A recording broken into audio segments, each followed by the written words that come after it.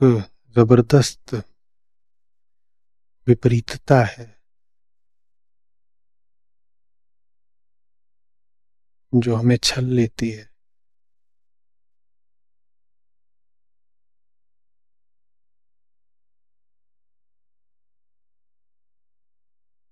आप जहाँ बैठे हैं ठीक अभी, वहीं पर आपके बिल्कुल निकट, निकट से भी ज्यादा निकट, वो वस्तु रखी हुई हो जिसके लिए आप बेचैन हैं, दीवाने हैं बिल्कुल।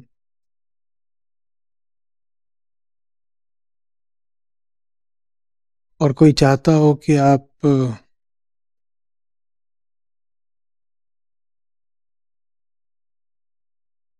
देख ही ना पाए कि जो आपको चाहिए वो आपके निकट से भी निकट है। तो उसका तरीका होगा कि तुरंत आपको कुछ दूर पर जगमगाती आकर्षक रोशनियां दिखा देना। हर रोशनी पुकार कर कह रही हो मेरे पास आओ, मैं तुम्हारा मन भर दूंगी। ये भी बता देना कि वहां जाने के रास्ते में बाधाएं हैं, आसान नहीं है, मेहनत करो, कुछ कर्म दिखाओ, कुछ कर्मठता बताओ, तभी वहां पहुंच पाओगे। कहानी बड़ी सच्ची सी लगने लगती है, एकदम भरोसा आ जाता है। कोई आपसे कह देता कि वो जो दूर तुमको दिखाई दे रही हैं चीजें, वो तुम्हारा मन तो भर देंगी, पर वहां पहुंचना बहुत आसान है, हाथ बढ़ाओ उठा लो। तो भी आपको थोड़ा संशय हो जाता है। आप कहते अरे इतना आसान है कि बस वहां तक जाना है और पाना है। तो इसीलिए कहानी को और ज्यादा विश्वसनीय बनाने के लिए, भरोसे का बनाने के लिए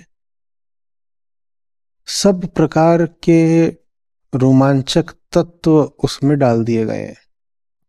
वो देखो वहां वो है तुम्हारी शांति की जगह, वहां पहुंचना है तुमको, वहां चैन मिलता है। लेकिन उसके लिए प्रतिस्पर्धा करनी पड़ेगी, रास्ते के खतरों से जूझना पड़ेगा, और बहुत कुछ है जिसको तुम्हें जीतना पड़ेगा। हम एकदम आशा में, उत्साह में, आवेग में उछल कर खड़ा हो जाता है, कहता है हाँ ये बात ठीक लग रही है और ये बात इंसाफ की भी लग रही है। ठीक क्या लग रहा है कि जो मुझे चाहिए वो उधर उपलब्ध है, वहां दिख रहा है। वो जो टिमटिमाती रोशनियां हैं वही तो मेरी जिंदगी की ज्योत बनेंगी। तो ये बात उम्मीद की हो गई। और इंसाफ की बात क्या हो गई कि चूंकि वो चीजें इतनी बड़ी हैं कि उनसे मेरी जिंदगी में ही चैन आ जाना है, पूर्णता आ जानी है, तो वो चीजें साधारण प्राप्त होने वाली है नहीं। फिर उद्योग करना पड़ेगा, जान लड़ानी पड़ेगी।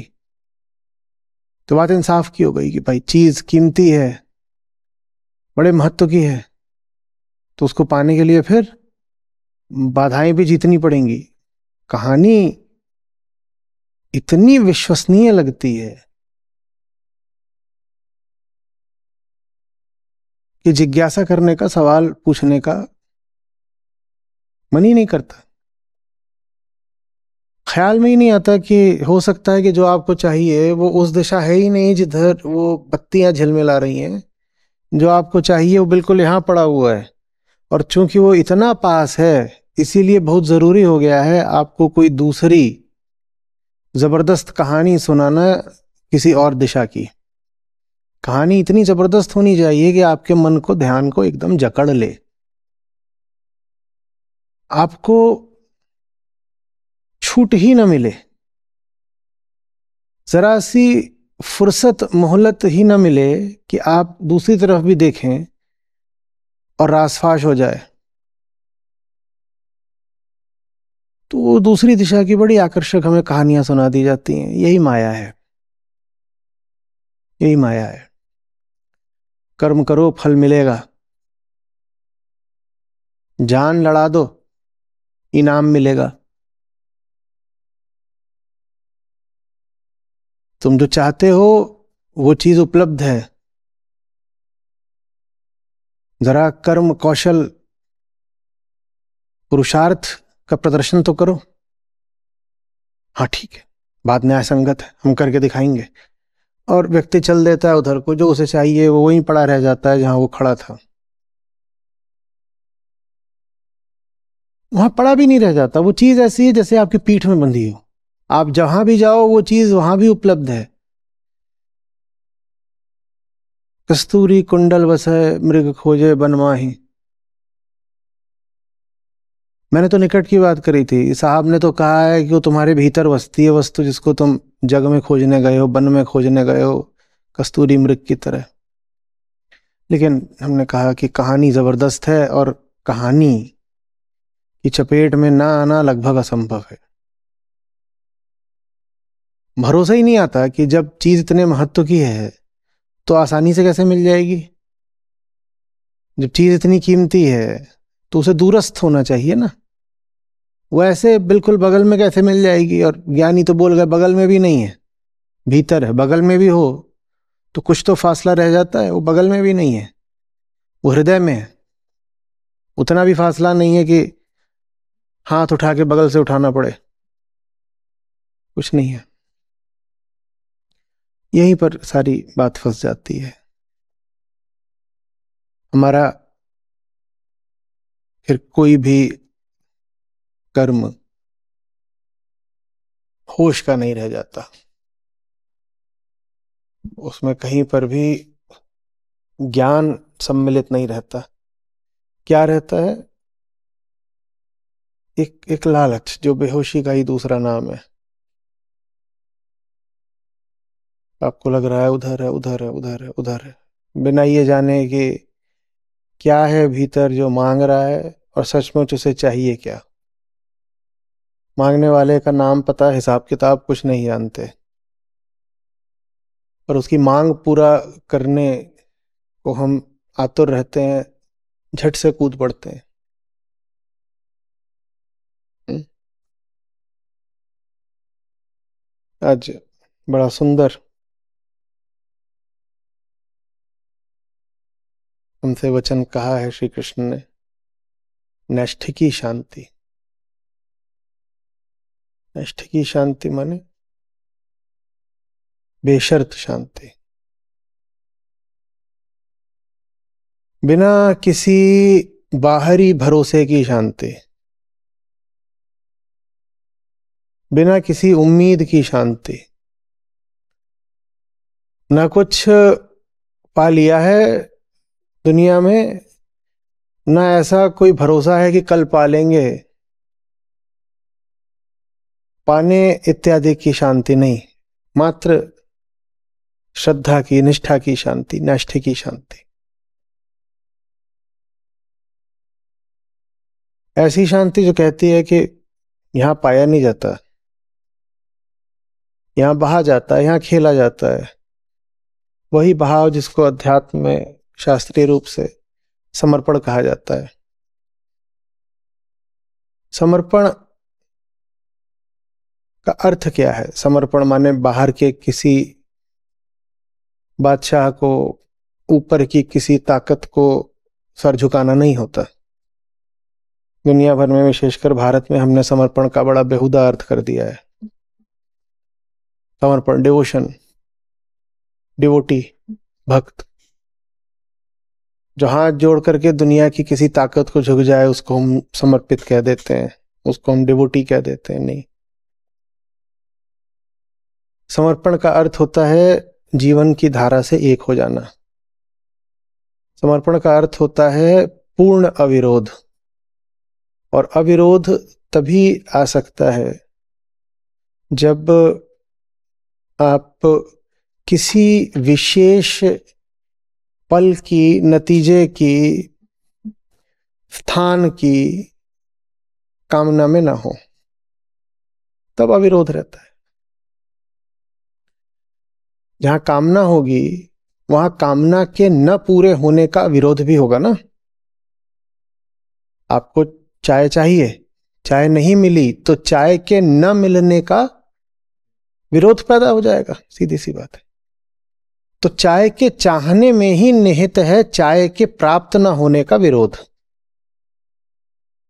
तो अविरोध की माने समर्पण की माने निष्ठा, नैष्ठिक की शांति की स्थिति मात्र इस शर्त पर आ सकती है कि बाहर का कुछ हमें इतनी ज्यादा संजीदगी से, इतनी तबीयत से, इतनी तीव्रता से, इतनी इंटेंसिटी से चाहिए ही नहीं कि उसके न पाने पर हमें अस्तित्व के प्रति विरोध पैदा हो जाए।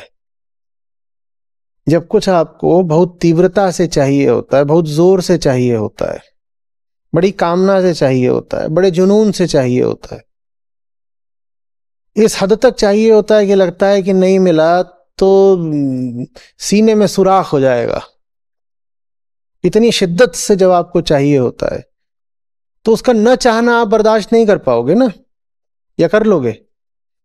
तो जितना तीव्र कामना का वेग होगा उतना ही प्रचंड कामना के न पूरे होने का विरोध होगा। तो फिर नैष्ठिकी शांति की कोई संभावना नहीं है। नैष्ठिकी शांति का अर्थ है कुछ होता रहे, मुझे कोई फर्क नहीं पड़ता। यहां बहुत लोग अटक जाएंगे, कहीं कुछ होता रहे कोई फर्क नहीं पड़ता, तो आचार्य जी ये मिशन क्यों चला रहे हैं? ये कहा है कि फल कुछ आता रहे मुझे कोई फर्क नहीं पड़ता, पर कर्म करने से मुझे रोकोगे तो मुझे फर्क पड़ेगा। इन दो बातों को अलग करना सीखिए। फल तुम दोगे कि नहीं दोगे, ठीक, राम की बात है, संयोगों का खेल है। बड़ी मां की लहरें हैं, कभी थोड़ी उठी कभी बहुत उठी, कभी दो लहरें आपस में टकरा गई, कभी दो लहरें आपस में मिल गई। मैं खड़ा था कल तो मैं लहरों के खेल में देख रहा था, कंस्ट्रक्टिव डिस्ट्रक्टिव इंटरफेरेंस याद आ गए। दो लहरें कई बार आपस में मिलती हैं तो उनमें फेस डिफरेंस इस तरह का हो सकता है कि दोनों मिले तो बर्बाद कर दें एक दूसरे को, और दो लहरें आपस में मिलती हैं तो ऐसी भी हो सकती हैं कि वो मिली तो और प्रचंड वेग उनका खड़ा हो जाता है, वो कंस्ट्रक्टिव इंटरफेरेंस होता है। मैं देख रहा था, मैंने कहा वही तो है 30 साल पहले की पढ़ाई। फर्क नहीं पड़ता, मामला शून्य भी नहीं जाता है। डिस्ट्रक्टिव में तो अगर दोनों का एम्पलीट्यूड ए था तो समझ लीजिए दोनों अपना एम्पलीट्यूड खो देती हैं, -2a चला गया मामला। फर्क नहीं पड़ता कि अंत क्या होगा इन लहरों को, हमें तो लहराना है। मुझे फर्क नहीं पड़ता कि अंजाम क्या होगा मेरी लहरों का, लेकिन मुझे बहुत फर्क पड़ता है अगर तुम मुझे लहराने से रोक दोगे। ये दो अलग बातें, इनको अलग समझिए, बहुत जरूरी है। वही अलगाव आज श्री कृष्ण यहां पर समझा रहे हैं आपको कि ज्ञानी और कामी में अंतर क्या होता है। मेरी लहरों का हश्र क्या होगा, परिणाम क्या होगा, अंत क्या होगा, उसका मैंने समर्पण कर दिया। तुम्हारी बात है, तुम जानो। लेकिन सहज लहराने के अधिकार का समर्पण मैं नहीं करूंगा। बताओ क्यों नहीं करूंगा? क्योंकि सहज का अर्थ है दो का एक साथ होना। सहज, सहज का क्या अर्थ है? दो का एक साथ होना। ज माने जन्म लेना, सह माने साथ में। तो ये जो दो हैं इनमें से एक है लहराना। लहराना माने कर्म करना, कर्म का होना। तो सहज का अर्थ हुआ कि कर्म का होना और एक दूसरी चीज बिल्कुल साथ साथ है। और दूसरी चीज क्या है? सहज में दो होते हैं, एक तो हो गया कर्म और दूसरा क्या हुआ? दूसरा हो गया आत्मा से मेरा प्रेम, सच्चाई से मेरा नाता, हृदय मेरा सत्य मात्र। तो मेरा लहराना और वो जो दूसरी चीज है, मेरा प्यार, मेरी सच्चाई, वो एक बात है। तो तुमने कर्म का परिणाम छीन लिया, तुमने कुछ नहीं छीन लिया। पर अगर तुमने कर्म ही छीन लिया तो तुमने साथ में क्या छीन लिया? क्योंकि कर्म और वो दूसरी चीज एक है। वो दूसरी चीज क्या है? मेरा प्यार, मेरी सच्चाई, वो तुमने छीन लिया फिर। क्योंकि अगर कर्म छीना तो वो भी छीनेगा। हमने कहा है ना, जहां आत्मज्ञान होता है वह निष्काम कर्म पीछे पीछे आ जाता है। माने आत्मज्ञान और निष्काम कर्म एक ही बात है। तो अगर किसी का तुमने कर्म छीन लिया तो साथ में उसका तुमने क्या छीन लिया? उसका तुमने आत्मज्ञान माने उसकी सच्चाई ही छीन ली। वो नहीं छीनने देंगे साहब। हम जो कर रहे हैं उसका अंजाम क्या होगा ये संयोग जाने, जमाना जाने। और बड़ी बड़ी ताकतें हैं, कुछ भी हो सकता है, कौन जाने क्या हो सकता है। समाज है, समाज से भी बड़ी प्रकृति है, सब चलता रहता है। तो जो करा उसके बाद क्या होना है, हमारा उस पर कोई अधिकार नहीं है और हम उस पर अधिकार की मांग चेष्टा भी नहीं कर रहे। लेकिन हम कर्म का परिणाम नहीं मांग रहे, इसका मतलब ये बिल्कुल नहीं है कि हमने कर्म छोड़ दिया है। एकदम नहीं छोड़ दिया है। क्योंकि कर्म छोड़ने का मतलब क्या होगा? क्या छोड़ देना? अपना प्रेम, अपनी सच्चाई छोड़ देना। वो कैसे छोड़ दें? तो कर्म तो होता रहेगा, हम कर भी नहीं रहे, हमसे हो रहा है। सहज कर्म है, वो हो रहा है, वो नहीं छूटना। तो हमें उससे नहीं रोक पाओगे। मैं बनाऊंगा अपना बालू का घरौंदा, आएंगी लहरें गिरा देंगी उसको, मैं क्या करूंगा? मैं फिर बनाना शुरू कर दूंगा। गिराने पर तुम्हारा अधिकार है, बनाने पर मेरा अधिकार है। और जब तुम गिरा दोगे तो मैं और जब तुम गिरा दोगे तो मैं आके शिकायत नहीं करने वाला। क्योंकि जब मैं बना रहा था तो मैं बनाने के परिणाम के लिए नहीं बना रहा था, मैं बनाने के आनंद के लिए बना रहा था। ये दो बहुत अलग बातें हैं। मैं बनाने के परिणाम के लिए नहीं बना रहा, बनाने के लिए परिणाम के लिए बनाऊंगा तो जीवन बहुत शुष्क हो जाएगा। क्योंकि परिणाम कब आना है पता नहीं कब आना है। और मैं बना रहा हूं उस परिणाम के लिए, परिणाम आना है 2 साल बाद। तो 2 साल तक मैं क्या कर रहा हूं? रूखा सूखा शुष्क पाषाण भिखारी की तरह भविष्य की ओर ताकता हुआ कि कब आएगा परिणाम, कब आएगा परिणाम। अभी क्या है? अभी तो कुछ नहीं है, अभी तो बस भीख मांग रहे हैं। भीख आगे मिलेगी, 2 साल बाद भीख मिलेगी। अभी क्या कर रहे हो? बस भीख मांग रहे हो। तो अभी क्या? अभी भिखारी हो। ऐसा भिखारी जो करोड़पति होने का सपना भर रखे हुए है, पर है भिखारी ही। सपना बड़ा भारी है, सपना बड़ा भारी, झुन्नूलाल भिखारी, पर सपना बड़ा भारी। अरे बात। तो एक चीज है जिसपे मेरा कोई दावा नहीं, जिसपे मेरा कोई अख्तियार नहीं, जिसको लेके मेरी कोई लड़ाई नहीं। क्या? मैं जो कुछ भी कर रहा हूं तुम उसका क्या कर डालोगे? मैं बोल रहा हूं, आप पता नहीं सुन रहे हो नहीं सुन रहे हो। अभी कोई कढ़ी पकौड़ा खा रहा होगा बैठ के, बिल्कुल खा रहा होगा। 20,000 लोग हैं। हो ही नहीं सकता कि इस समय बहुतों के मुंह में दाल भात ना ठुसा हुआ हो। एकदम होगा, एकदम बिल्कुल। अरे मुझे लेना एक ना देना दो, मेरा क्या काम है? मेरा काम है अपनी मौज को अभिव्यक्त होने देना, यही सहजता है मेरी। उसके बाद मेरे इन शब्दों का आप क्या करोगे मैं क्या जानूं।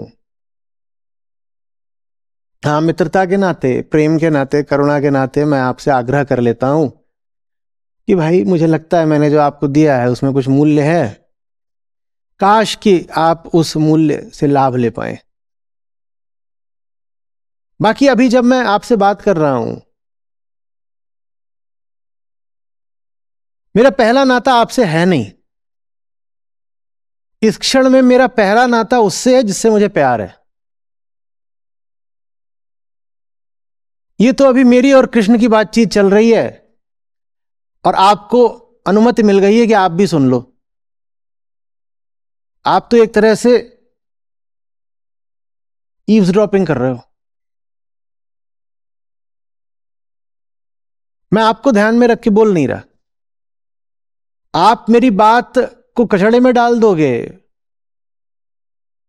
शायद मैं जानता हूं, पर मैं उसका अभी दुख मना नहीं रहा। हो सकता है सत्र के बाद जब होश आए मुझको, जब नशा उतरे मेरा, तब मैं ख्याल करूं कि जो मैंने बोला उसका अंजाम क्या होना है। सत्र के बाद ये लोग मुझे आंकड़े भेजते हैं कि कितने लोग सुन रहे थे, किसने कितनी देर तक सुना, नाम के साथ भेजते हैं। अब इतने सारे लोग हो गए, सबका नाम देख नहीं पाता, पर कुछ नाम है जाने पहचाने, वो दिखाई भी दे जाते कि आए थे। बब्बन खां बातूनी 11:30 घुसे थे और 11:45 पे भग गए। तो ठीक है, अच्छी बात। एक दो दफे तो ऐसा भी हुआ है कि जिनका मैं देख रहा हूं कि कुल 10 मिनट का इन्होंने सत्र सुना है, वो सत्र के बाद आकर के जो हमारा सीख सेशन होता है उसे बता रहे हैं आज तो आनंद आ गया, आज ऐसी मौज उठी, आनंद के समुद्र में गोते मार दिए। और मेरे सामने उनका आंकड़ा पड़ा हुआ है। वो परवाह मैं कर लेता हूं सत्र के बाद, अभी मुझे कोई परवाह नहीं है। अभी मैं सहज हूं, अभी मैं किसी के साथ हूं। सह माने साथ होना, सह। अभी साहचर्य है मेरा किसी और के साथ।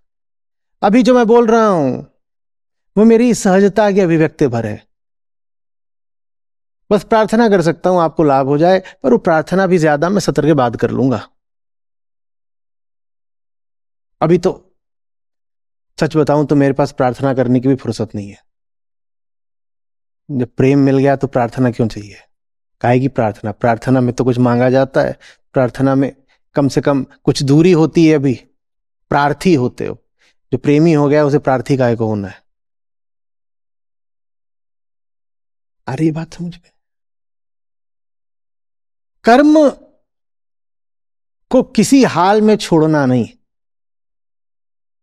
प्राणों से प्यारा है कर्म, क्योंकि हमारा कर्म सिर्फ कर्म नहीं है, वो सहज कर्म है, वो निष्काम कर्म है। वो किसके साथ का है? वो आत्मा के साथ का है। तो कर्म को छोड़ने का मतलब होगा आत्मा ही छोड़ दी। कर्म छोड़ूंगा नहीं और परिणाम पकड़ूंगा नहीं। कर्म छोड़ूंगा नहीं, कर्म फल पकड़ूंगा नहीं।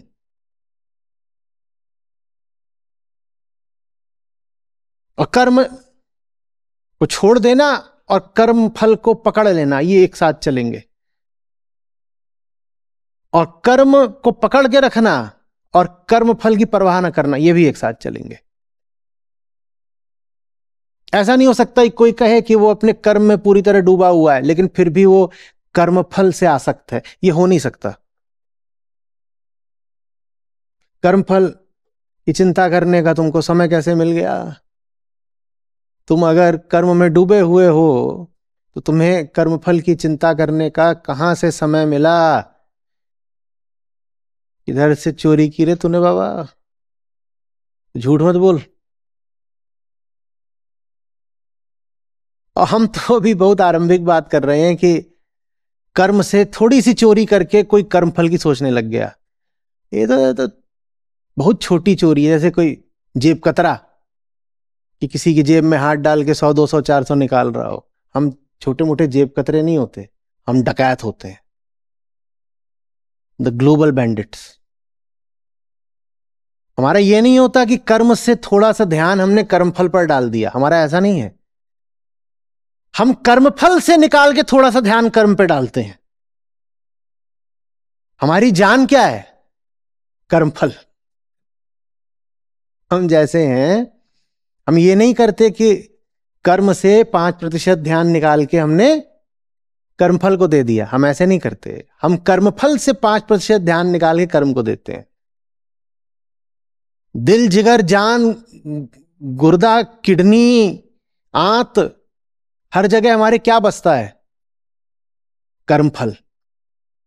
वो तो जब कोई आकर के कोहनी मारता है, थोड़ा याद दिलाता है कि कर्मफल तो बहुत बढ़िया चीज है, जो भी तुमने सपने सजो लिए हैं, जहां से भी तुम्हारी कामना आ रही है, बहुत बढ़िया बात कि जान छिड़क रहे हो अपनी कामनाओं पे, पर उसके लिए कुछ मेहनत करनी पड़ेगी, तो फिर हम कुछ मेहनत भी कर लेते हैं। पर हमारे गणित में पहले आता कर्मफल ही है। कर्मफल आता है, और जब दिखाई देता है कि कर्मफल मिलेगा ही नहीं बिना कर्म के, तो कुछ कर्म भी कर लेते हैं। यही वजह है कि आप परीक्षार्थी को बोलिए कि बिना परीक्षा दिए तुझे 100% मिल जाएंगे, तो परीक्षा नहीं देगा, क्योंकि उसका ध्यान कर्मफल पर था। कर्मफल के लालच में वो कर्म करता था, उत्तीर्ण होने के लिए वो पढ़ाई करता था। आपने आश्वस्त कर दिया कि बिना पढ़ाई करे तो उत्तीर्ण हो जाएगा, तो वो कहेगा लाओ दे दो मुझे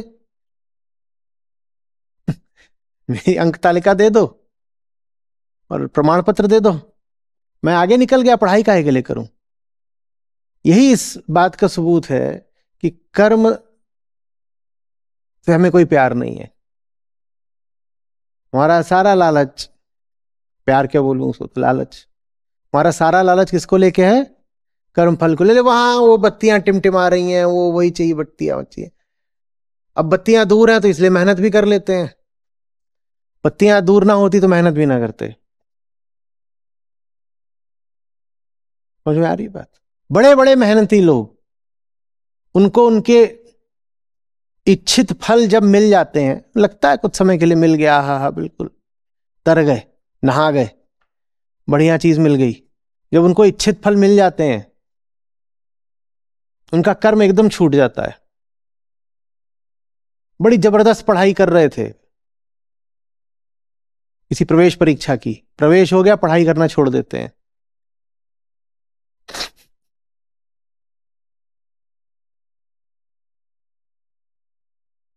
एक साथ का था, तो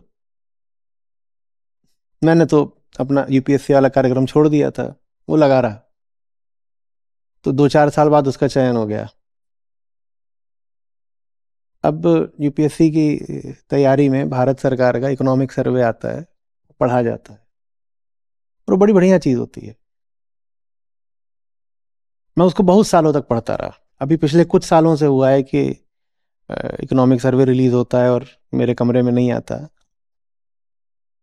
नहीं तो मैं उसको, वही 1998-99 से शुरू हुआ था, और कम से कम 10-15 साल तक हर साल मैं उसको पढ़ता था। तो ये साथी मुझे मिला, तो संयोग से उन्हीं दिनों में इकोनॉमिक सर्वे बजट के आसपास रिलीज होता है, तो उसके पास गया और बात बात में मैंने इकोनॉमिक सर्वे से कुछ बोल दिया। बोलता छोड़ो यार, मतलब, और मैंने देखा भी नहीं इकोनॉमिक सर्वे। मैंने कहा क्यों नहीं देखा तुमने इकोनॉमिक सर्वे? बोले अगर पढ़ाई ही करती रहनी थी तो फिर हम आईएएस किस लिए बने? जितनी पढ़ाई करनी थी वो आईएएस बनने तक कर ली, अब थोड़ी पढ़ते रहेंगे ये।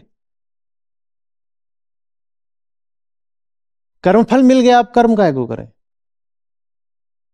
मिल तो गया कर्मफल। कोई ज्ञान से प्यार थोड़ा ही था, भले ही वो अविद्या वाला ज्ञान हो, पर कीमती होता है, उससे कोई लेना देना नहीं था। बस ये था कि जब तक उससे परीक्षा पास करने में कुछ मदद मिलेगी तब तक पढ़ लिया। बोल रहे छोड़ो यार, 5 साल से यही पढ़ पढ़ के तो पक गए बिल्कुल, अब एग्जाम क्लियर हो गया, आप थोड़ी ये पढ़ते रहेंगे।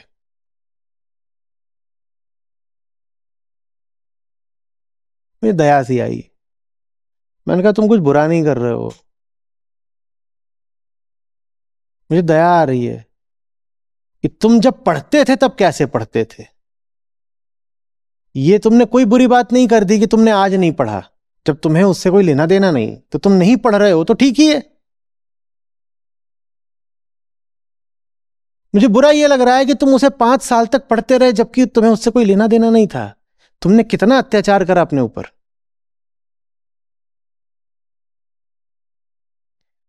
हमारा भी तो हमारे कर्मों से क्या लेना देना होता है। हम अपने कर्मों को झेल रहे होते हैं। जो लोग दफ्तर जा रहे होते हैं उनकी शक्लें देखो, अत्याचार ही तो है ना। प्रेम थोड़ी है तुम्हें अपने काम से। तभी तो सारा काम इसलिए किया जाता है कि तनख्वाह का दिन आ जाए। उस 30वें दिन के लिए 29 दिनों को झेलते हैं हम बस। इसके अलावा नर्क क्या होगा। जिंदगी को झेल रहे हो, एक दिन आएगा, स्वर्णकाल आएगा। हम्म।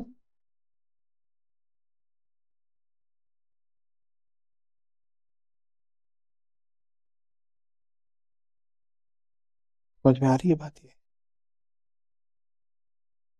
ज्ञान का सहज परिणाम है निष्कामता। और निष्कामता माने कर्म से बेइंतहा प्यार।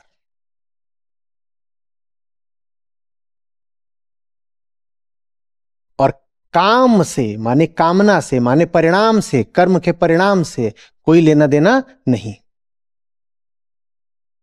इतना प्यार कर लिया काम से कि अंजाम से प्यार करने के लिए प्यार बचा ही नहीं। अब प्यार उड़ेल दिया, सारा खाली हो गया। एक से इतना प्यार कर लिया कि दूजे की ओर मुड़ के देखा नहीं जाता। एक रहा दूजा गया, दरिया लहर समाए। अब हमें ये बात नागवार हो जाती है। हम कहते हैं पर अगर हमें परिणाम नहीं चाहिए होगा तो हम काम भी क्यों करेंगे। तुम अपनी जगह सही हो भाई, क्योंकि तुमने आज तक काम करा ही परिणाम के लालच में है। तुम्हारी उलझन में समझ सकता हूं। तुमको कह दिया कि परिणाम की आशा ना करो तो तुम काम करना ही बंद कर दोगे। मैं चाहता हूं आप काम करना बंद कर दें। ठीक है, थोड़ी उससे विपदा आएगी और वो छोटी विपदा होगी। अभी तो आप ऐसी विपदा में जी रहे हैं जो आपकी मौत के साथ खत्म होनी है। अभी आपकी विपदा यह है कि आप काम कर रहे हैं और प्यार नहीं कर रहे हैं। और प्यार आपके लिए बस एक फिल्मी अल्फाज है। प्यार आपके लिए यह है कि प्यार माने कुछ होता है, भावना जैसी कोई बात। प्यार माने हृदय गति, प्यार माने जीवन की धड़कन। ये नहीं समझ पा रहे हैं। हम प्यार को मन की कोई स्थिति मान लेते हैं। हम प्यार को भावनात्मक उद्वेग मान लेते हैं। प्यार माने वो जिसके बिना अगर जी रहे हो तो मुर्दा हो। जैसे खाल लुहार की सांस लेत बिनु प्राण, ये होता है प्यार। पूरा भी कर दो तो जरा। जिस घट प्रेम न संचरे सो घट जान मसान, ये होता है प्यार। अगर प्यार नहीं है तुम्हारे पास तो सांस तो वो धौंकनी वो भी लेती है। अब पुरानी टेक्नोलॉजी होगी, अब तो हमारे पास ब्लास्ट फर्नेस और बड़ी बड़ी चीजें आ गई हैं। पहले के लोहार करता रहे होंगे ऐसा। आग को भड़काने के लिए क्या मारना पड़ता है उसमें, फूंक मारनी पड़ती है ना। तो उसमें कोई खाल लगी रहती होगी, जब फूंक मारो तो खाल ऐसे ऐसे करती होगी, तो जैसे आदमी का फेफड़ा हो कि दिल हो। बोले खाल तो बिना प्राण के भी सांस ले सकती है। ज्यादातर लोग ऐसे ही जी रहे हैं, सांस लेत बिनु प्राण। सांस चल रही है, प्राण नहीं, क्योंकि प्राण माने प्रेम होता है।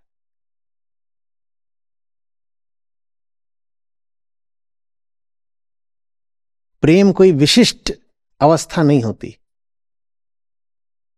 प्रेम सब अवस्थाओं का आधार होता है। अवस्थाएं बदलती रहें, प्रेम यथावत रहता है, तब जिंदगी है। आप क्रोधित हो सकते हैं प्रेम में, अब आप शांत हो सकते हैं प्रेम में। अवस्था बदल गई मन की।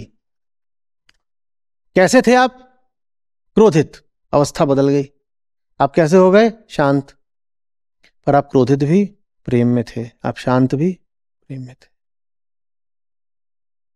आप मुखर भी प्रेम में थे, आप मौन भी प्रेम में थे।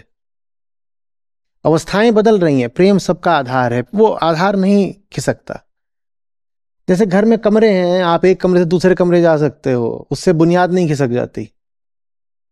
घर में कुछ सामान आ सकता है, घर से कुछ सामान बाहर जा सकता है। कमरों में आप रोशनी कर सकते हो, आप रोशनी बंद कर सकते हो, उससे बुनियाद पे कोई फर्क नहीं पड़ जाता। प्रेम ऐसा ही होता है।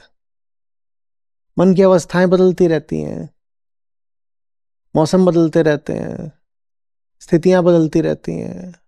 जग रहे हो, सो गए, सपने ले रहे हो, किसी से मिल रहे हो, किसी से बिछुड़ रहे हो, जीवन का खेल चलता रहता है। सबके आधार में प्रेम बना रहना चाहिए। और मैं किससे प्रेम की बात कर रहा हूं? हाँ, मैं प्रिया से प्रेम की बात नहीं कर रहा हूं, और मैं प्रियवर से प्रेम की बात नहीं कर रहा हूं। मैं जिस प्रेम की बात कर रहा हूं क्या है? सच्चाई जानना, झूठ में नहीं जीना। जो चीज दिख गई उसको ठुकराने की हिमाकत न करना, ये प्रेम है। जहां सच है वहां बस सर झुका देना। अब बहस का, विद्रोह का, किसी भी तरह के विरोध का कोई औचित्य बचा नहीं। सच दिख गया, अब क्या जबान लड़ाएं, अब क्या टालम टोल करें।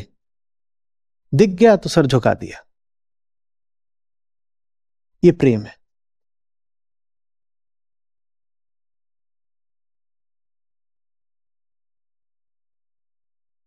ये बात समझ में? तो हमें जो शांति मिलती है वो द्वैतात्मक होती है, वो परिणाम पर आश्रित होती है। उसमें श्रद्धा निष्ठा नहीं होते, उसमें निष्कामता नहीं होती। ऐसा नहीं है कि जगत में सब एकदम अशांत है, एकदम अशांत हो जाए तो पागल हो जाएंगे, मर जाएंगे। जगत चल इसलिए पा रहा है क्योंकि बीच बीच में आपको थोड़ी सी खुराक शांति की मिल जाती है। पर वो कैसी शांति है? वो शर्तिया शांति है, वो कंडीशनल शांति है,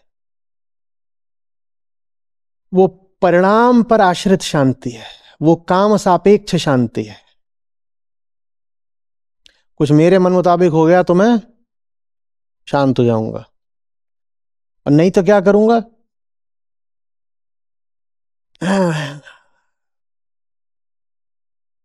जैसे यहां बंदर छोड़ दो, अभी तो आए, और इधर कूद रहा है, उधर कूद रहा है, उसको केला नहीं मिल रहा है। या जैसे मुहावरा चलता है कि खिसियानी बिल्ली खंबा नोचे, वो चूहा मिला नहीं है तो खंबा ही नोचे पड़ी है। हम ऐसे होते।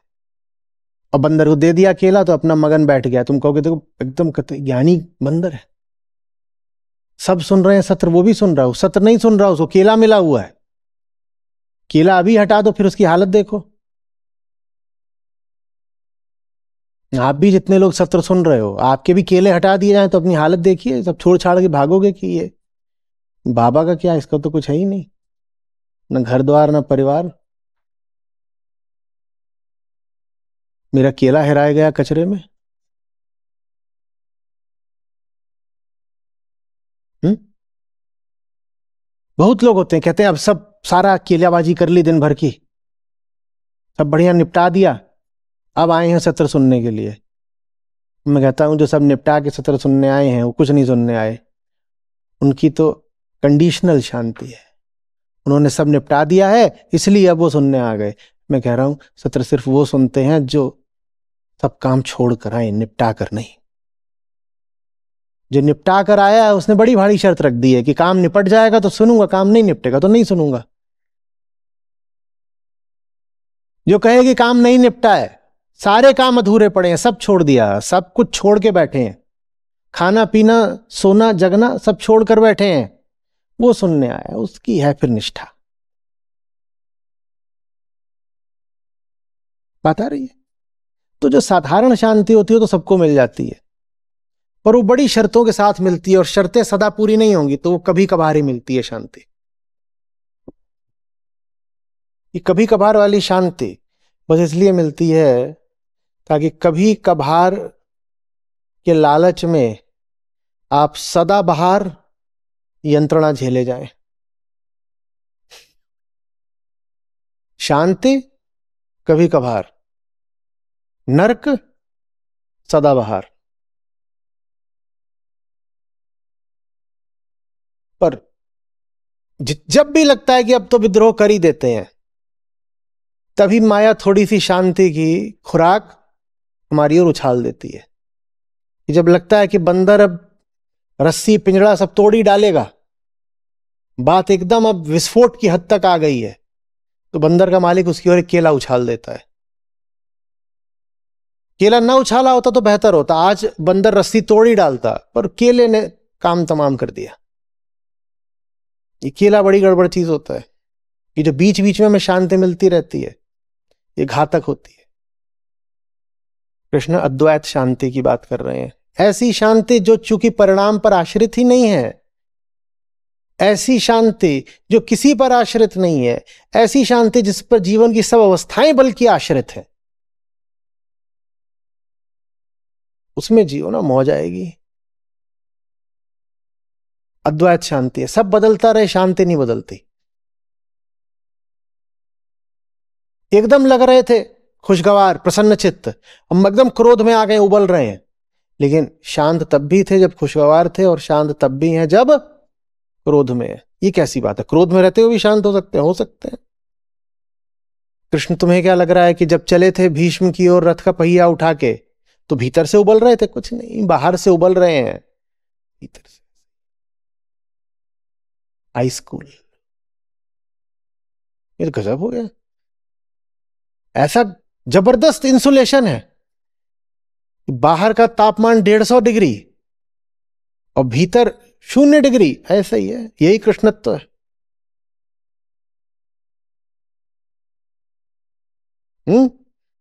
बाहर प्रकृति है, भीतर सत्य है। दोनों में क्या मेल हो सकता है? इसी को इंसुलेशन कहते हैं। बाहर कुछ चलता रहे, भीतर तो मौसम सदा प्यारा रहता है। अब बाहर आंधी तूफान सब आते रहते हैं, कीचड़ बरस जाता है आसमानों से बहुत बार, वो बरसता रहता है। भीतर खुशबुएं, मौज, तरंगे, इंद्रधनुष है। और बताओ कैसी कैसी तुमको चित्रकारी चाहिए? तितलियां हैं और चचा बैठे, दूध की नदियां हैं, और जो कुछ भी तुम्हें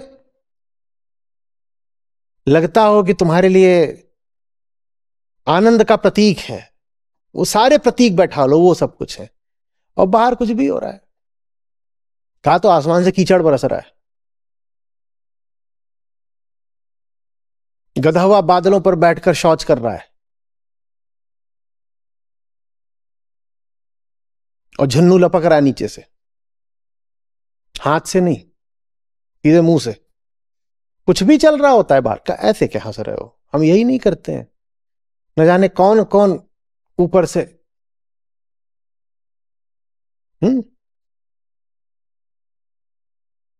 अपने कुछ अंश का त्याग कर रहा होता है, और हम उसको नीचे लपक रहे होते हैं। क्यों? क्योंकि मामला ऊपर से आ रहा है ना। दफ्तर में ऊपर से क्या क्या आता है, नीचे लपक नहीं रहे होते। राजनीति में ऊपर से न जाने क्या क्या आ रहा है, नीचे से लपक रहे हो।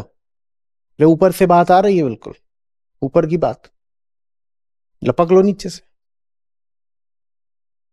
विज्ञापनों में न जाने क्या क्या आ रहा होता है, ऊपर से, नीचे से लपक नहीं रहे होते। बाहर तो कुछ भी चल सकता है, भीतर मेघ मल्हार।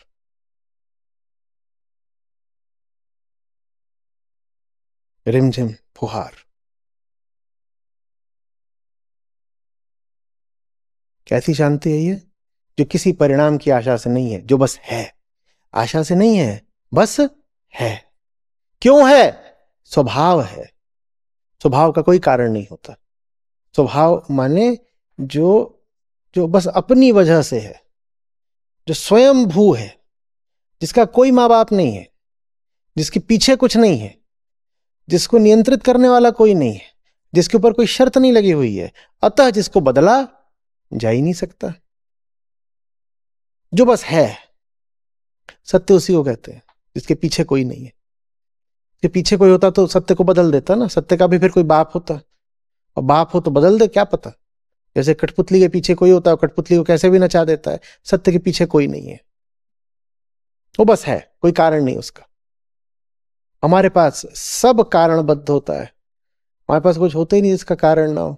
कारण माने कामना। जब भी आप कुछ किसी कारण से करते हो तो आप किसी कामना से करते हो। जगत ने ईर्ष्या करी है उनसे जो अकारण जीना सीख गए हैं। जगत ने ईर्ष्या करी है उनसे जो कुछ भी कर पाते हैं बिना कारण। हम तो बिना कारण किसी को 2 रुपये ना दें, और जब आप इस लायक हो जाते हो कि बिना कारण ले भी सकते हो, दे भी सकते हो, तो आहा, क्या कहना है, जन्म सार्थक हो गया आपका।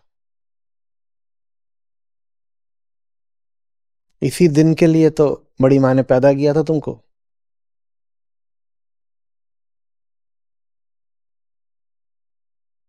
अकारण हो गए। अब क्या होगा मेरा?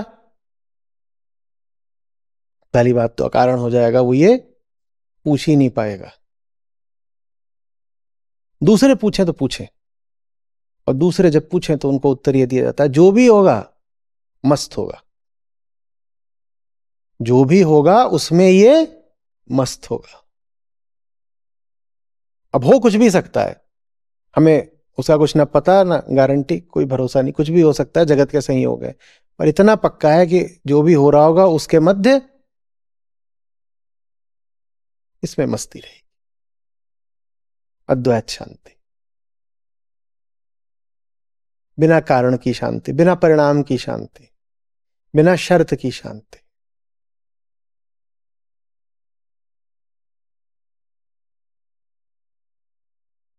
आ रही बात समझ में आया?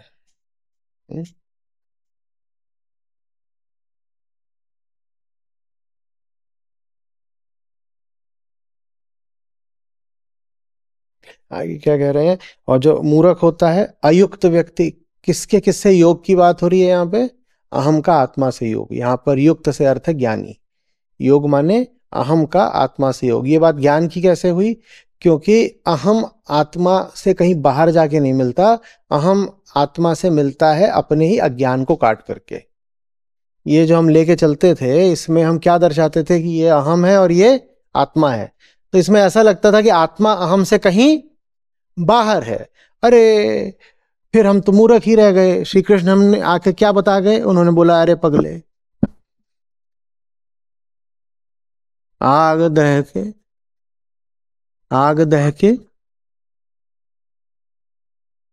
पर धुएं से प्रकाश ढक सा जाता है। बोले अरे भैया, बाहर की बात नहीं है, धुएं के बाहर थोड़ी ही आग है, धुएं के अंदर आग है। तो हमें समझ में आया, हमने कहा हम तो पागल थे, हम तो सोच रहे थे ये अहम है, ये प्रकृति है, ये आत्मा है, और ये सब ये आचार्य कुछ जानता है नहीं, यही ये बता रहा था हमको, ऐसे 3 तिकाड़ा काम बिगाड़ा, कुछ भी बताता रहता है। अगर मैं तो ऐसा ही हूं, मूर्ख।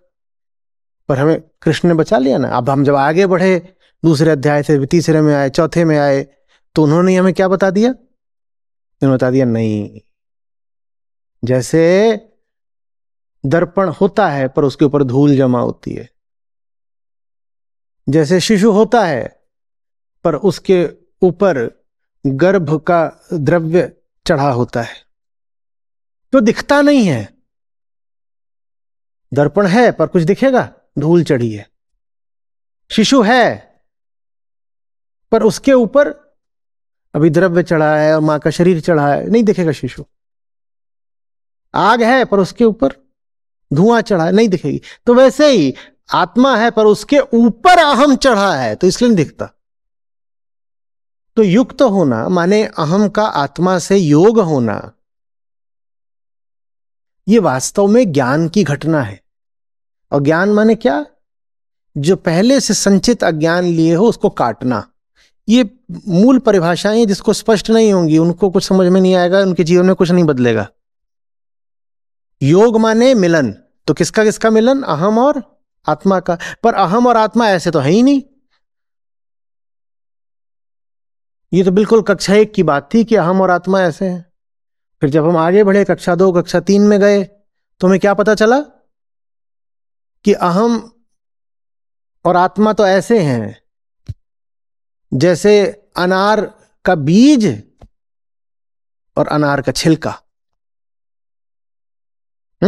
छिलके ने बीज को ढक रखा है, आवृत कर रखा है, आच्छादित कर रखा है।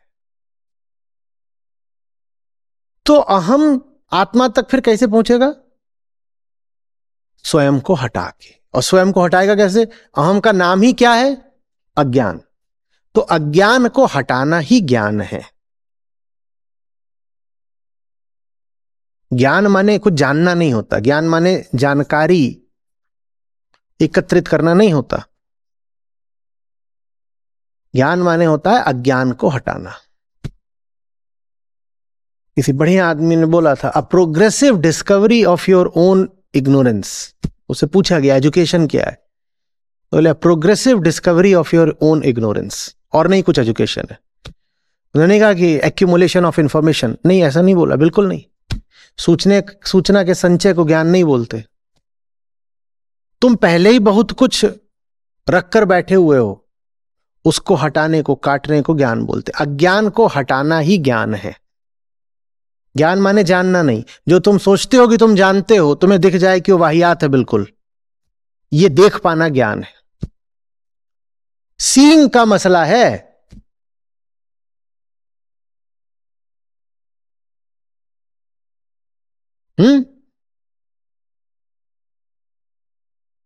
मेमोराइजिंग का नहीं।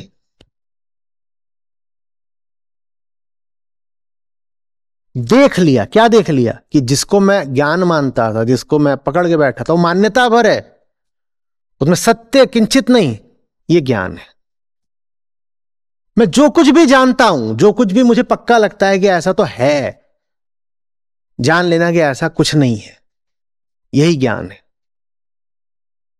तो युक्त होना माने अज्ञान को काटना, क्योंकि युक्त होना माने अहम का आत्मा से मिलना। अहम आत्मा से मिलेगा ही स्वयं को हटा के, स्वयं को हटाने को ही ज्ञान कहते हैं। तो जहां भी अभी कृष्ण कह रहे हैं युक्त अयुक्त आज के श्लोक में, उससे अर्थ ज्ञान है। तो जो अज्ञानी होता है वो क्या करता है? खुद को जानता नहीं। खुद को नहीं जानता तो क्या, फिर वही कस्तूरी मृग बन गया। तो वो फल के लिए वहां वो भागेगा, वहां भागेगा, वहां भागेगा। उसको लगेगा कुछ कमी है।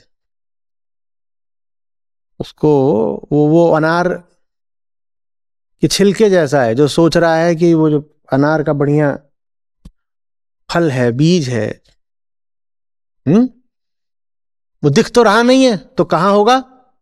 बाहर होगा। जैसे केले का छिलका बोले कि मुझे गूदे की तलाश है, और इधर उधर कूद रहा है, बंदर के पास जाके कह रहा है, भाई तूने गूदा देखा क्या? बंदर बोल रहा, मैं दिखाता हूं ना। हमें कोई मिलता नहीं ऐसा बंदर कि छिलका जाए बंदर के पास और पूछे गूदा देखा, और बंदर बोले हाँ मैं दिखा रहा हूं ना, इधर आ, ये फॉर्म में भर दे, रोज रात 10 साढ़े 10 बजे दिखाऊंगा। अब बंदर ने धरा और एकदम छील ही दिया छिलके को, और प्रकट हो गया गूदा। बाद में पता चला नाम था उसका वानराचार्य। हम सबको ऐसा कोई वानर चाहिए, ऐसा कोई बंदर चाहिए, जो दवा के नाम पे जहर दे। अरे बोलो, उसी चारागर की तलाश है। कोई ऐसा चाहिए जो बोल गया तो ये बुलाएगा, आओ आओ आओ दवा दूंगा। बंदर घूम रहा है,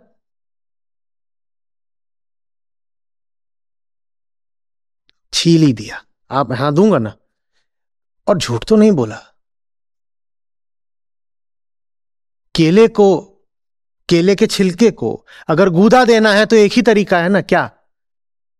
छिलके को छील ही दो, गूदा आ जाएगा। तो झूठ तो नहीं बोला। शुरू में थोड़ा सा धोखा किया, तो उसके लिए माफ कर दो, क्या कर सकते हैं, और कोई तरीका नहीं था। तुम काम ही ऐसी मूर्खता का कर रहे थे कि पूरी दुनिया तुम्हें मूर्ख बना रही थी, थोड़ा हमने भी बना लिया। पर इसीलिए बनाया कि पहले तुम कहोगे सिर्फ मूर्ख नहीं बनाया है, दर्द भी बहुत दिया।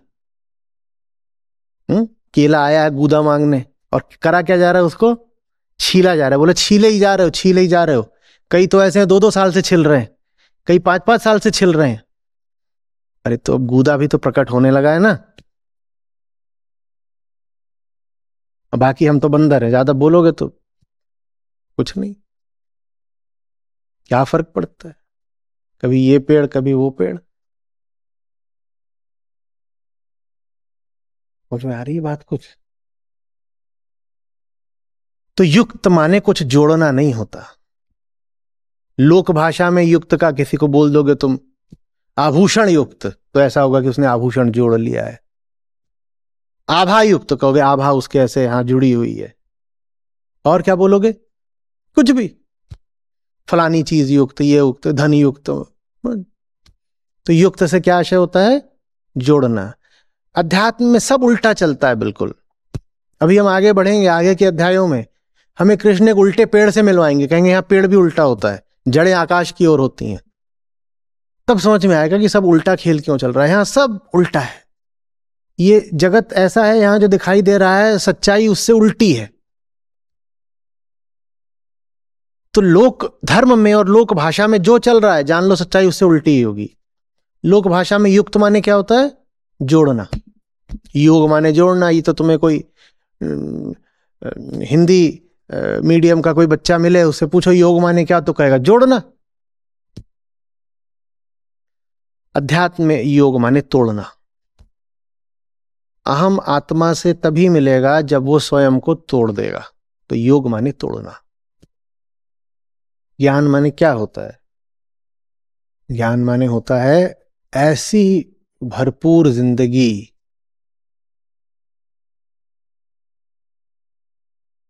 कि जिसमें पता ही नहीं चला कि मौत कब आ गई।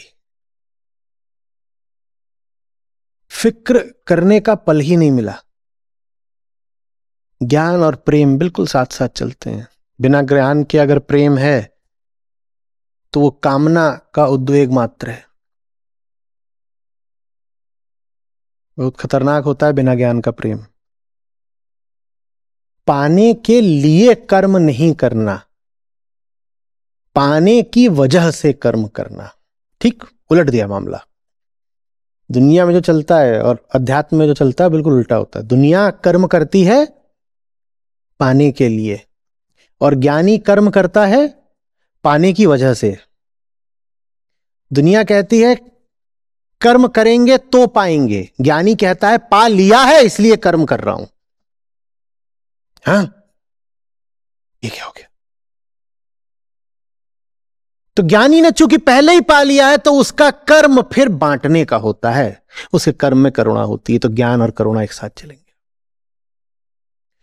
और अज्ञानी चूंकि पाने के लिए कर्म करता है इसीलिए उसके कर्म में छीना झपट नोच खसोट होती है। तो ठीक वैसे जैसे ज्ञानी के कर्म में बांटना माने करुणा होगा ही होगा, वैसे ही कामी अज्ञानी के कर्म में हिंसा होगी ही होगी।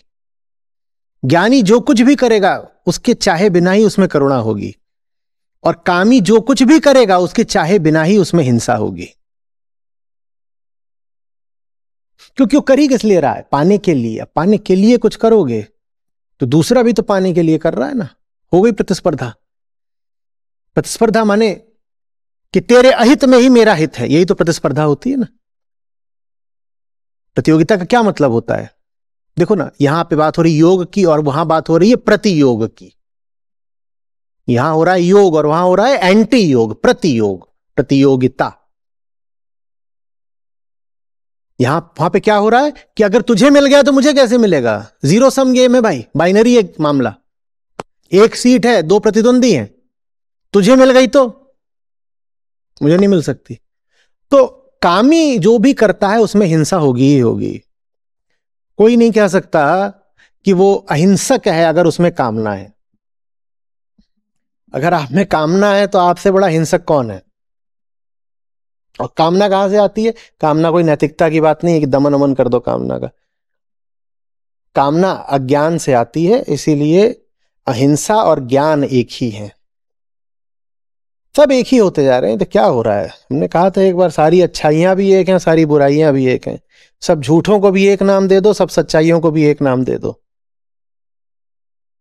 100 तरह के पाप थोड़ी होते हैं, एक ही पाप होता है, बेहोशी माने अज्ञान। और 100 तरह के पुण्य थोड़ी होते हैं, एक ही पुण्य होता है, ज्ञान।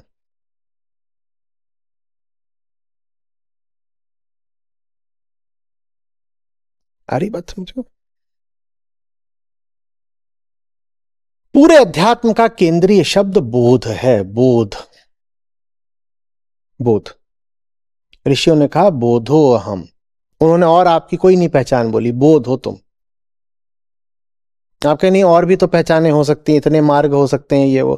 बोले किसने कहा के मार्ग? ले दे करके तुम्हारी जो समस्या है वो अज्ञान है,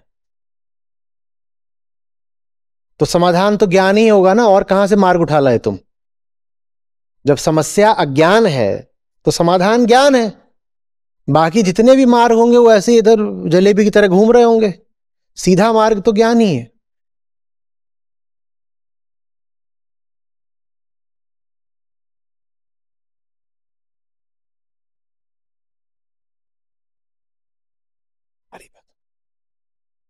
अरे जब कुछ पाना नहीं तो कर क्यों रहे हो?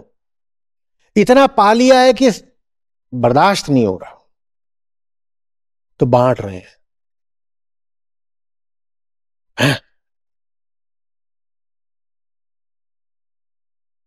फिर से बोलना, हमें लगा हमारे कान बज रहे हैं। फिर से सुन लो।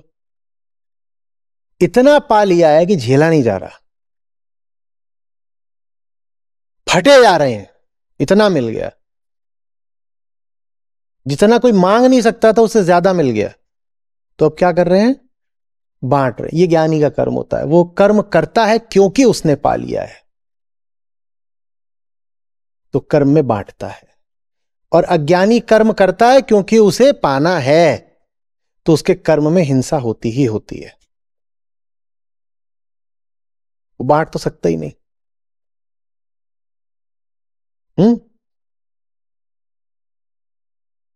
क्या भाई, काहे को नाच रहे हो? क्योंकि आनंद है। और भाई तुम काहे को नाच रहे हो? नहीं, नाचेंगे तो पैसा मिलेगा, तो उससे आनंद मिलेगा। इन दोनों के नाचने की गुणवत्ता में अंतर होगा।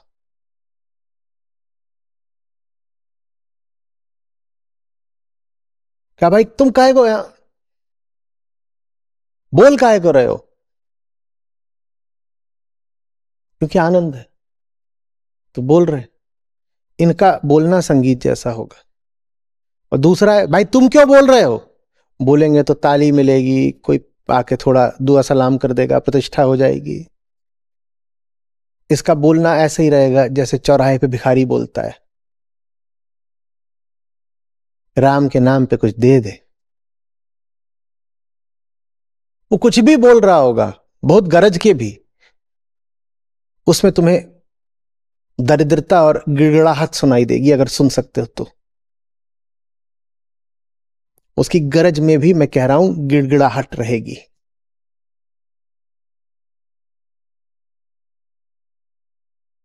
और जो बांट रहा है वो भले ही चुप होके बांट रहा हो, उसके मौन में भी गर्जना होती है।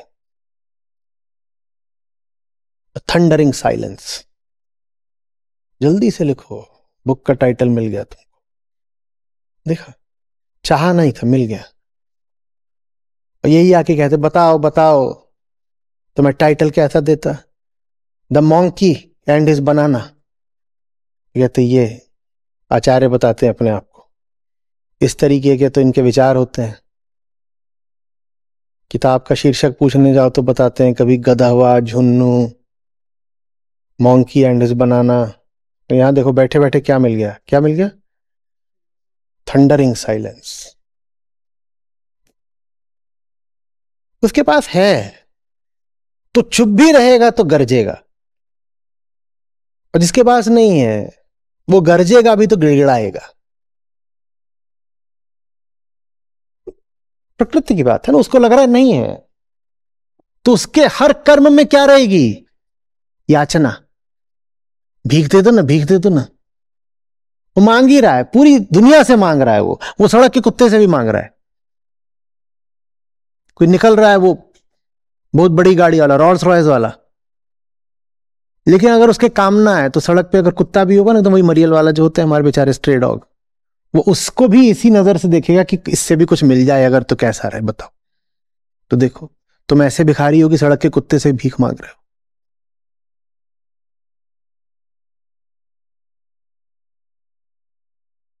और एक बता देता हूं बात, आपको मिल गया है, इसका प्रमाण यह होता है कि आप जगत को अब इस दृष्टि से नहीं देखते कि उसमें कुछ अर्थ है आपके लिए, क्योंकि सारे अर्थ चूंकि आपके दिए हुए होते हैं इसीलिए वो स्वार्थ होते हैं, स्व अर्थ, आपके दिए हुए अर्थ। जगत, प्रकृति अपने आप में अर्थहीन है, मीनिंगलेस है। जिसको मिल गया उसकी एक पहचान ये होती है कि वो जगत में अर्थ प्रक्षेपित करना बंद कर देता है। वो ये नहीं करेगा कि चांद को देखेगा तो कहेगा ये मेरे महबूबा का गोल गोल गोरा गोरा सुंदर सा मुखड़ा है, वो नहीं कहेगा।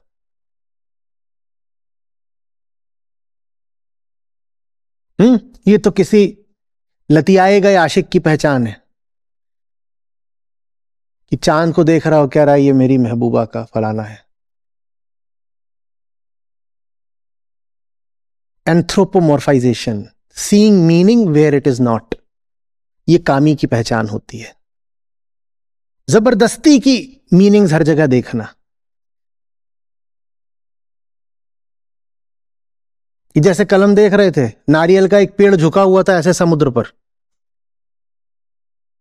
अब कोई आशिक तबीयत का आगे कहेगा ये मेरी महबूबा है और अपनी जुल्फें खोलकर मेरी छाती पर झुकी हुई है।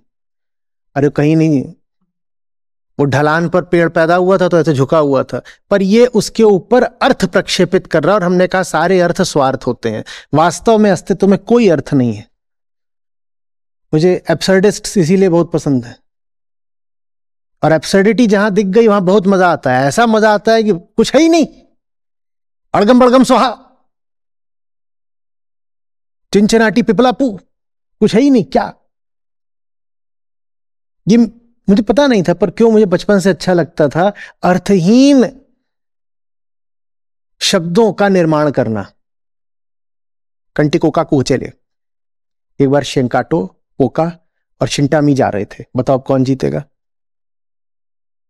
मेरे पास कोई आता है, मैं ऐसे ही पूछता हूं। अच्छा, एक बहुत तभी गंभीर मुद्दा आ गया है। क्या? किरकिनाना, फिंटक और पिराटा कीके में लड़ाई हो गई है, बताओ जीतेगा कौन? मेरा मुंह देखते कहते ये ऐसे ही लोग इसको पागल नहीं बोलते। ये प्रसिद्ध हो ना हो, सिद्ध पागल है। जगत की अर्थहीनता, एब्सर्डिटी, इससे बड़ा चुटकुला क्या हो सकता है? तुम्हारा नाम कुछ होगा, तुम्हारा नाम है विवेक, विशाल, वो किनकिनाटी पोपोपो से अलग कैसे है बताओ? तुम उस पे अर्थ प्रक्षेपित कर रहे हो, और सारे अर्थ स्वार्थ मात्र है। जिसको मिल गया है उसकी पहचान ये है, वो कहीं कोई अर्थ नहीं देखता। उसको पता है ये सब अर्थहीन है, मीनिंगलेस है, एब्सर्ड है। वो कहीं जाकर नहीं सोचता कि यहां कुछ मिल जाएगा, क्योंकि मीनिंग माने स्वार्थ। उसके लिए किसी चीज में कोई मीनिंग नहीं है। अब वो खेल सकता है। अब वो समुद्र को देखेगा तो ये नहीं कहेगा कि समुद्र माने क्या, अरे समुद्र माने कुछ भी नहीं, समुद्र माने समुद्र भी नहीं, समुद्र माने तो समुद्र भी नहीं, समुद्र माने कुछ और नहीं कि समुद्र एक विशाल राक्षस है जो पृथ्वी को खाने के लिए बार बार अपनी लहरों के माध्यम से प्रयास कर रहा है। ये मूर्खता की निशानियां हैं, कामुकता की निशानियां हैं। चित्त में कोई बहुत बड़ा आग्रह भरा हुआ है, इसके कारण जहां पे कोई अर्थ नहीं है तुम वहां भी अर्थ देख रहे हो। आ रही बात समझ? और ये जो अर्थ देखने की बीमारी से ग्रस्त होते हैं, ये नहीं कि बस समुद्र और नारियल के पेड़ में अर्थ देख रहे हैं, चांद में अर्थ देख रहे हैं, हर चीज में हमें अर्थ लगता है। आपने पैसा ला रखा है स्टॉक मार्केट में, स्टॉक मार्केट गिर गई, उसका आपके लिए अर्थ ही होता है कि आप गिर गए, होता है कि नहीं? बोलो। अर्थ कुछ नहीं है। क्या हुआ है? Something arose, something fail, that's all, finish, nothing else. It went in, it came out. The entire thing is just meaningless, है कुछ नहीं। तथ्य तो बस ये है कि कुछ उठा, कुछ गिरा, ये तथ्य है। अर्थ कहां से आया है? अर्थ अहंकार से आया है। अहंकार जब युक्त हो गया तो अर्थ विलुप्त हो गया, कोई अर्थ नहीं है। अब तथ्य तथ्य की तरह दिखाई देता है। समुद्र सामने है तो बस खड़े हो, न तुम हो न अर्थ है, खड़े हो बिना अर्थ के समुद्र को देख रहे हो। अब शांति है, नष्ट की शांति है। और वो हर जगह फिर मात्र समुद्र को देखने से नहीं आएगी, वो ट्रैफिक को देखने से भी आ जाएगी, मात्र सफाई को देखने से नहीं आएगी, वो सड़क के कचड़े को देखने में भी रहेगी। अर्थ ना उसमें था ना अर्थ इसमें है। मुझे किसी अर्थ की अब तलाश बची नहीं, मैं आत्मस्थ हो गया।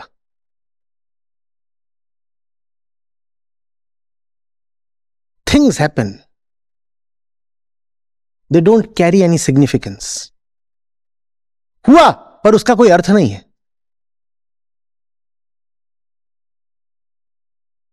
आपने आकर के शत शत नमन कर लिया, हाँ करा, पर उसका मेरे लिए कोई अर्थ नहीं है। आप आकर के मुझे 4 चप्पल मार गए, किया, पर उसका मेरे लिए कोई अर्थ नहीं है।